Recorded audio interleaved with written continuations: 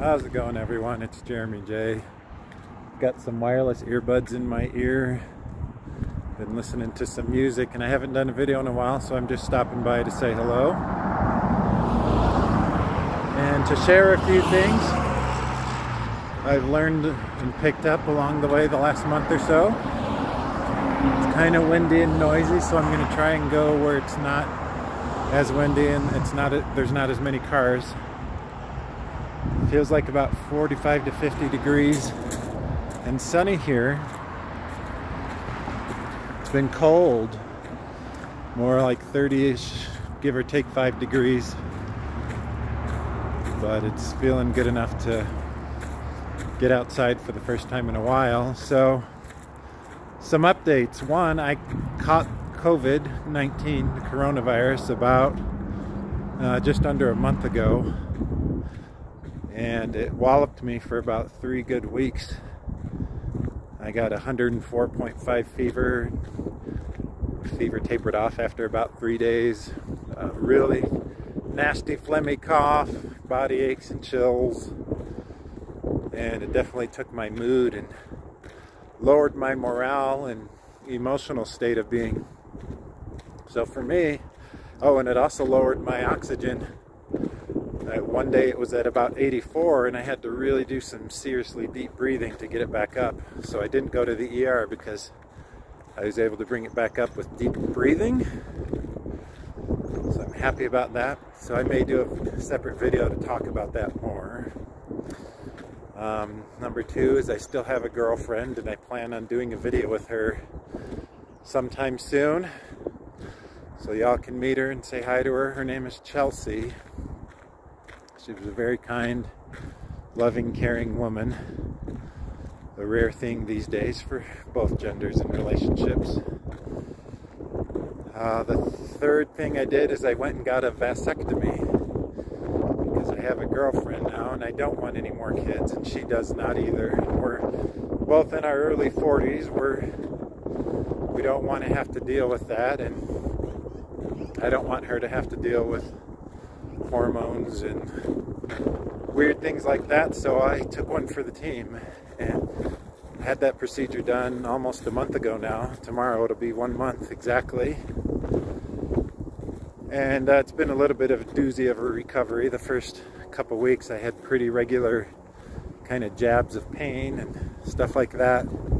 Those have lessened a little bit, but I still have some ongoing periodic pain, and if it's anything like my back surgery took about 9 months before the post-surgical pain went away and nerve issues. So, you know, hopefully that continues to heal over time, but it's been a little slow. It's been slower recovery than I would have liked. But it does, maybe, it sort of seems like it's healing. I can shoot basketball and work out now and pick up heavy things, so that's good, but I just kind of have some lingering tenderness and issues. But it's not horrible. It's not grinded my life to a halt or anything. It's just something I hope that resolves over time, and hopefully I can just forget that I had a vasectomy and I just function like normal. And I'll update more on that if anything happens. But I can feel that the COVID-19 virus is almost out of me. It definitely made me feel very dark and negative, but I still kind of have a very slight lingering sore throat and ever so slight phlegmy cough. So I know it's not quite gone, and I was having some kidney pain, so I know it's not quite gone, but that was my experience with it. Is definitely 3 weeks it was pretty rough. I have a compromised immune system though, so many people I know got it. They just lost their taste and smell for a few days and they were fine. I lost my taste and smell for about a week, and then it started to come back, and I'd say it's at about 75% right now.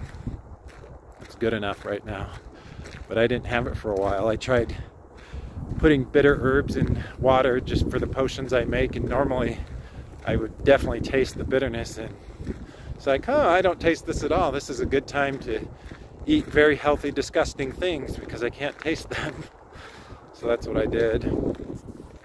Another update on me is work is going well at Ancestry as a software engineer, working on challenging problems.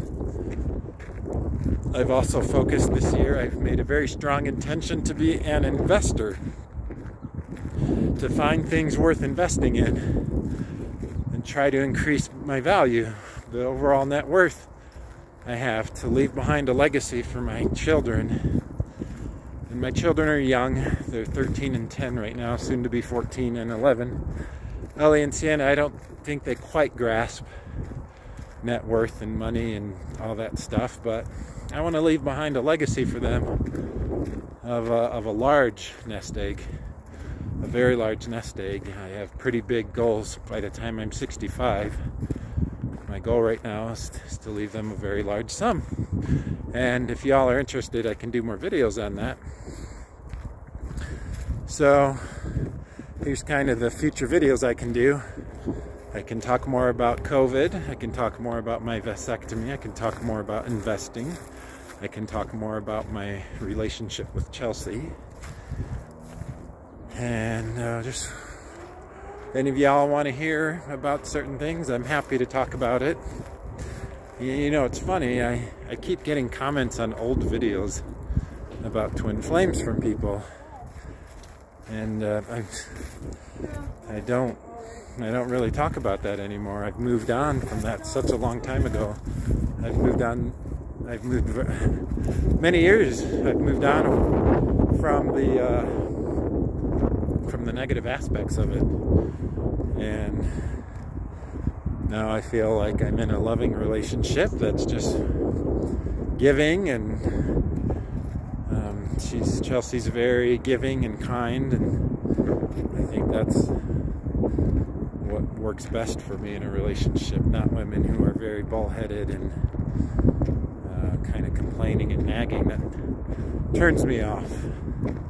So I even will tell her sometimes, hey, it's okay to like actually speak up about this, but she just takes things in stride. And so I'm like, okay. But we've been together officially for about 3.5 months. Let's see. Yeah, about 3.5 months.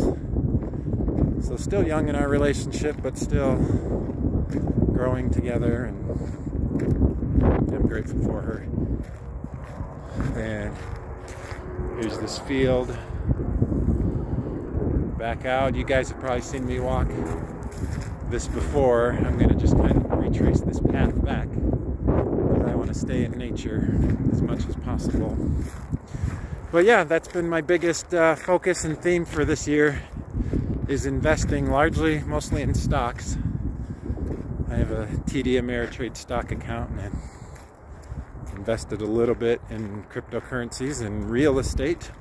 Not buying real estate, but there's websites that let you kind of crowdfund real estate, because I can't afford $100,000 of a down payment on a property, but I can afford a few $1,000s to crowdfund into properties and get paid a portion of the rent. That I can do kind of like as a dividend, and so we'll see how that goes.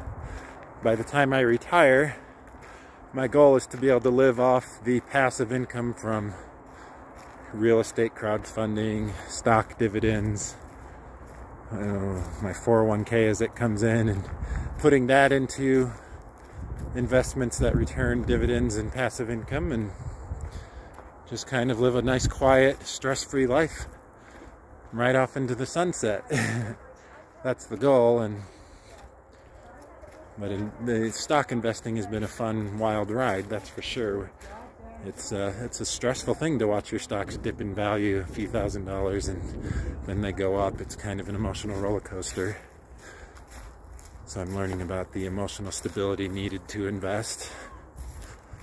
But anyways, I'm curious to hear what y'all want me to talk about, and I'm happy to do that. Alright, well, I'm going to finish this walk and listen to some more music. It's kind of blurry. Hopefully this isn't too bad. Maybe that's just the sun behind me. Oh yeah, it's just the sun behind me.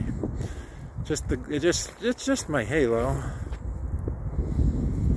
Chelsea gave me a really short haircut. I like it. It feels good. Okay. Well, that's it from me for now. Namaste. I'll see y'all in the next video.